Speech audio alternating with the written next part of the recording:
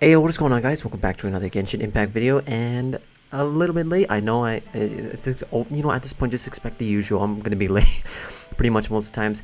For this announcement specifically, I actually had no idea they announced this today. Your boy has just started recording, and the reason why I am a bit softer with my voice is that it's around like 1 o'clock in the morning right now, so yeah, I don't want to like speak up too loudly. But anyways, doesn't matter. We're gonna go and get straight into the new banners, and everything that we talk about today is all about depending on your amount of premium gems that you have currently, or for those who are concerned about mana purposes. But other than that, if you don't really care about any of that and you just pull for the characters that you personally like and enjoy, then by all means, go right ahead. But for now, we're gonna talk about Yaimiko and Tartaglia's current placements, as well as Toma and Hazel and Layla's potential. Alright, let's do this. So this is actually already at the start. I think this is going to be a very interesting manner. So let's talk about the 5 stars first. Alright, we got Yaimiko, who is an Electro 5-star sub DPS. She summons out 3 turrets with her elemental skill, and it does basically damage per tick electro damage. So kind of similar mechanic to Official, except Yaimiko does have a little bit of a longer on-field playtime style, so you do have to get a little bit used to it if you do play her for quick swap. And then for her elemental burst, it summons like a giant AoE electro damage, and it shocks, consumes all of her elemental skills, so you do have to resummon it after you use your burst. It does 1 initial shock, and then after that it'll shock based on how many of your Sakura turrets you have on field. So if you have 3, it's going to shock 3 more times. And yeah, that's basically all about her kit. What is interesting about Yaimiko is her passive also has Elemental Mastery scaling. If you've been noticing with the trend lately, Elemental Mastery has been quite overpowered because of how Dendro reactions work. So she works quite well for different kind of Dendro reaction team comps, to like Aggravate or Hyper Bloom. Overall, Yaimiko, I think she's quite solid, especially now that she has been more and more used than back then. Because let's be honest here, we all use Fischl instead of more exclusive 5-star sub DPSs, because Fischl is just so insanely powerful. But Yaimiko, for those who personally love her character and as well as her design, is overall a pretty solid character. She provides what she wants, she does a lot of damage, and she has a pretty decent solid electro application. She's also a rare electro catalyst, and there's currently only like 1 other electro catalyst, which is Lisa. I personally like Yaimiko, but that is up to you if you want to get Yaimiko. She's not really a must-have character, but she's quite fun to have. As in for Tartaglia, he is basically a very deceiving character. First off, he presents himself as a Hydro Bow user, but he doesn't even use his range attacks. Most times you're never going to use it. That's the funny thing. So actually, what's cool is his elemental skill pretty much changes his entire fighting stance into melee stance, and then converts all of his damage into purely hydro damage. He can do normal, charged, and it also applies this thing called Riptide, which is like a hydro status, and when you trigger it again, it basically deals AoE hydro damage. So it's quite cool for hydro application. Whenever you have Tartaglia on field while using his skill, his hydro application is insanely fast. The thing about him is if you use him way too long, his cooldowns for his elemental skill to come back up will also be really long. So do please keep in mind for that when you're playing with Tartaglia, because unfortunately you can't play him too long on field unless you have C6, and you know, it doesn't really matter about that. But for now, it's not really that big of a deal anyway, because Tartaglia doesn't really do that much damage on field. I just personally like to use his ability when it's available, apply Hydro, and for some characters that might need the Hydro reaction, like Electro Charge or Vaporize. And for his Elemental Burst, there's actually 2 different kinds of Elemental Bursts you can use, quite unique for a character. First one is ranged. It's quite useful for Spiral Abyss. It's, well, ranged. It does do less damage. However, it does generate 20 extra energy, so that's quite nice for Spiral Abyss especially. You can save a lot of energy.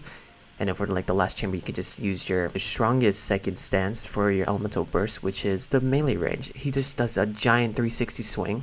It does consume all your energy, but it is his strongest overall damage for his burst. And also hits pretty hard too, if you can actually manage to do it. Overall, Tartaglia, he's such an old unit. He's been here from the very beginning, same as Venti and Zhongli, and he's still good. I still play him with one of my favorite team comps to play overall is actually the Vaporize National Team comp with Tartaglia, Xiangling, and it's a monstrous team comp. It can pretty much clear the same content from the very beginning. Again, same thing for Yaimiko. It's more of like a player preference. If you really want Tartaglia, he can slot in pretty well with your on-field Hydro driver slash applicator, and he can also deal quite nice damage with his elemental burst. But other than that, again, same thing as Yaimiko. This is just not really a character you really need. If you're just purely looking for Hydro application, well, Shingsho exists as well, and he can even do that off field, so you don't have to worry about someone on field reapplying Hydro. But yeah, that's the interesting part about those two 5 stars, and their team comps are also overall pretty top tier. But then again, it's totally up to you if you want one of these two 5 stars. Okay, now let's talk about the 4 stars. So Toma, he is well, actually, I think this time I have to talk about him really differently, because Toma is drastically a different character now. Like, back then, pre-Samurai release, he was garbage, bro. I think he was like the worst character in the game, bro. He was just bad. All he offered at the time was a power shield, and in order to strengthen his shield strength, you have to use normal attacks on field. His main issue at the time was energy problems. And also, with some certain team compositions, his pyro attacks does interrupt reactions, so it's quite annoying. But nowadays, this is where it gets really interesting, because that part of his kit is what makes him quite a good option for Burgeon team comps. So now Toma has an actual solid meta team comp that he can definitely use, which, yeah, if you heard again, Version. So for those who have no idea, Version is basically you create Bloom, which is Hydro plus Dendro, and then you apply Pyro right after that, and that creates Version, which makes the seed that you create explode. And it's quite good, because the reason why it works with Toma is because, like what I said from the very beginning, Toma's burst, when he does power attacks, is pretty slow, so it can react right after you create with someone that has fast Hydro/Dendro reactions to create the Bloom, and it makes the seeds explode. He also got a decent amount of weapon options that he could use, so like Dragon's Bane is probably one of his popular ones because it's an EM stat stick. You can also use a craftable Inazuma poem. I heard that's actually probably his best in slot because of how the passive works. It generates energy. Then again, I haven't personally tested it myself, so don't count me on that. So yeah, overall, Toma, he, has solid team compositions now. He went from arguably the worst character in the game to now like more team compositions that he can use. So it's such a massive buff that he's received since pre-Samara release. So he's a solid character now. Same thing with Cookie Shinobu. They're both like solid. They both have a role that they offer in the game now. Now we got Hazel. So Hazel's kind of an interesting character. I guess all I can say is that it's basically Sucrose's kit, but slightly worse. Instead, it's more focused into DPS. And I guess if you don't really like Sucrose gameplay, or you just don't even have Sucrose, then Hazel is an alternative option. I still believe that Sucrose is just way better, but Hazel overall, he's a fun character to play. He has a melee attacking animation for Catalyst, which is quite unique, and for his elemental skill, it's quite cool. It basically does a little one punch. The more stacks you gain, well, you could probably guess, the more damage you deal. You can create stacks when you do elemental reactions, and for his elemental burst, it's a neat little ability. It's quite cheap with the energy cost, and it gathers a small little amount of CC with your opponents. It deals instant animal damage, and infused with an element, your second attack would be whatever element you infuse with. I guess I don't have too much to say about Hazel. I guess it's more, again, like player preference. If you really, really like Hazel's playstyle, or you really like his aesthetic overall, then, Hazel can get the job done. He does quite solid damage for a 4-star, and his constellations does make him better too, so can't really go wrong with that.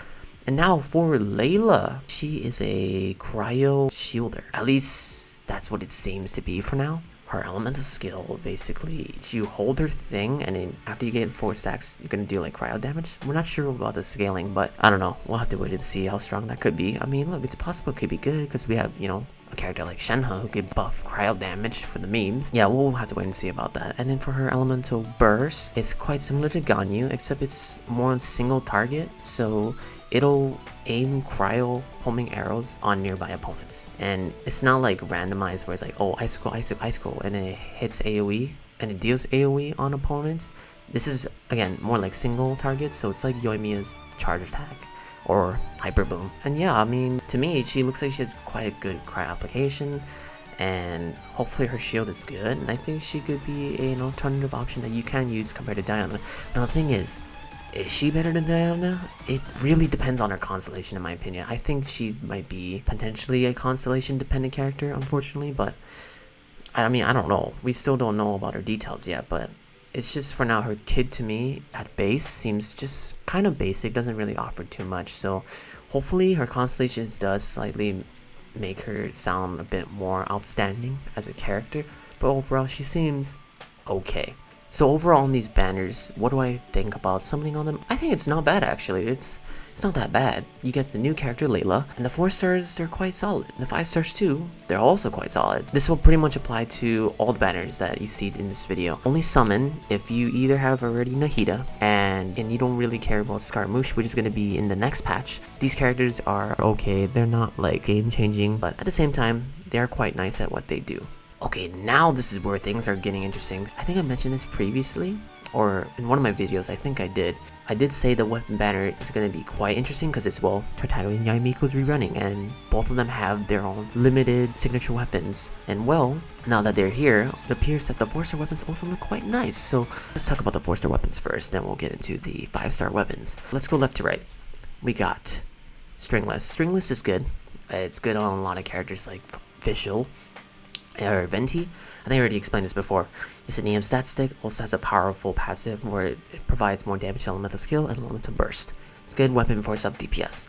For Favonia's sword, it's pretty insane. I actually used to think it was a terrible weapon, I don't know why, but nowadays it's such an important weapon, especially, you know, a lot of characters use this because there's a lot more sword characters that could use it. It's a decent weapon for Bennett. Also, good weapon for Kazuha. Pretty much insane weapons for supports that want a battery or that have an expensive energy burst cost. And look, it's Favonius. Favonius is pretty good. You can't really go wrong with Favonius weapon. And then we got Dragon's Bane. I just mentioned it. It's insane for Toma. And look, they intentionally put Dragon's Bane on the weapon banner. So, ooh, tempting, huh? Good reason to pull on the weapon banner. Nah, I'm joking. But Dragon's Bane not only is used for Toma, or used for an EM stat stick for Hyper Bloom, or is it only used for danger reactions? Well, it used to be Xiangling's best weapon, but it's not anymore. But it is still a strong option for Grutel, especially with high refinements. It can compete with Staff of Homa, so that's that. It basically offers extra pyro and or hydro damage and EM, which is good for, you know, obviously reaction damage.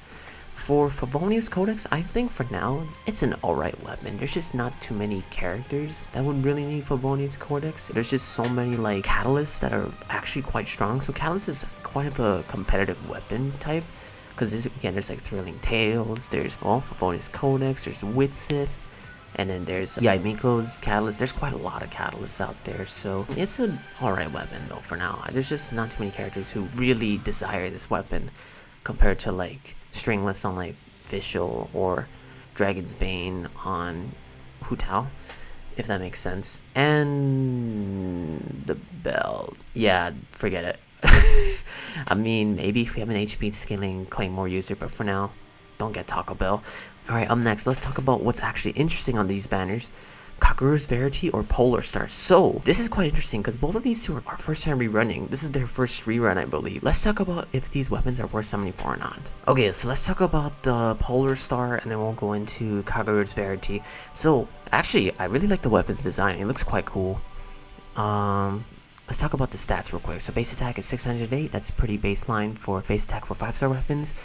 And crit rate for subset is 33.1%. That's also pretty average as well. That's pretty good. For Daylight Augury, that's the passive. The elemental skill and elemental burst damage is increased by 12%. After a normal charge, elemental skill or elemental burst hits an opponent, one stack of Aishin Nightstar will gain for 12 seconds. Basically already, yeah, you have to do all of these to trigger all these stacks. These are individual values. So we have 1, 2, 3, 4 of the Aishin Nightstar. Attack is increased by 10, 20, 30, 40%, or 48%. The stack of Ice and Nightstar created by normal charge and elemental burst will be counted independently of others. Well, basically it had already explained it. To get more attack, you have to basically do normal charge, elemental skill, or elemental burst whenever you can within your attack combos. So this clearly is Tartaglia's signature weapon. It's just so easy to use on Tartaglia. You just do elemental skill, normal, charge, and the burst, and you get all of his stacks. Quite easy. And overall, it's actually a pretty doable passive on like a lot of other characters. It's even one of the best bows out there. It's pretty much, I think I would describe it as like kind of like the best universal bow, kind of like Power Creep's Skyward Harp. It just has a stronger passive and it's a lot more universal. And there's crit rate too. Is this bow boy something for?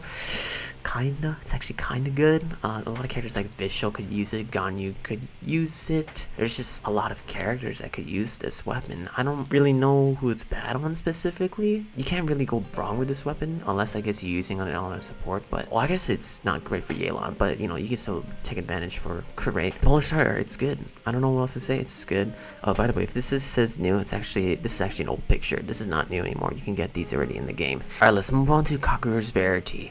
So this is Yaimiko's signature weapon. So same base attack as Polar Star, and the crit damage is basically the opposite of the Polar Star. It's the same percentage value, it's just doubled, right? Because that's how the crit rate and crit damage value works. And then for the passive, it's the Kagura Dance of the Sacred Sakura. Gains the Kagura Dance effect when using an elemental skill, causing elemental skill damage of the character wielding this weapon to increase by 12% for 16 seconds. Max 3 stacks. This character will gain 12% all elemental damage bonus when they possess 3 stacks. So, if you read it there, it's pretty insane as a passive. The only thing is, well, you have to trigger your elemental skill damage 3 times to get the maximum, but, you know, even if you get 1, it's still 12% all elemental damage bonus, so yeah, it's quite good. So to me, this weapon is kind of in a similar situation to Polar Star. Both weapons are good and can be used on anybody. In fact, Kakuru's Verity I think is Nahida's best in slot in terms of damage. And look, it's quite easy to trigger this passive for someone like Nahida too. Obviously another character that could use this is like, well, Yaimiko. It's her best weapon, it's easy. You just summon 3 of her turrets and boom, you get the entire thing. I think Ningguang could theoretically use it. Klee could also use it too. I think in my opinion, this is probably the best, most consistent DPS catalyst in the game. And yeah, you may come in the comments like, oh, what about R5 with Sith? Sure, that's true. R5 with Sith is technically most of the times the strongest in terms of damage. However, Kaguru's Verity is a lot more consistent if you can keep up with the passive, and it's, you know, not that hard to keep up with either. At least most of the times you're gonna have 1 stack, and already that's a pretty solid buff for your character. Not much to say about these weapons, both are good.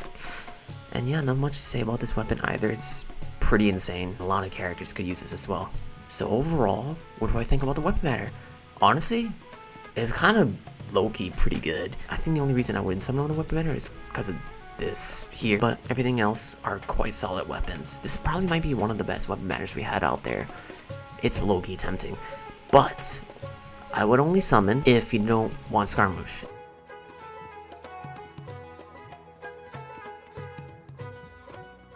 Overall, both banners quite solid. Personally, the weapon banner looks really tempting to summon than the character banners, but that is up to you how you want to spend your primos. That is pretty much my take on the new banners for the second half of 3.2. If you guys enjoyed this video, make sure you guys hit that like button as well as subscribe to the channel for more Genshin content. I've been starting to work on my other videos, so yeah, stay tuned for those. But for now, I guess that's all I have. Thank you guys so much for watching, and as always, until next time, stay epic and peace out.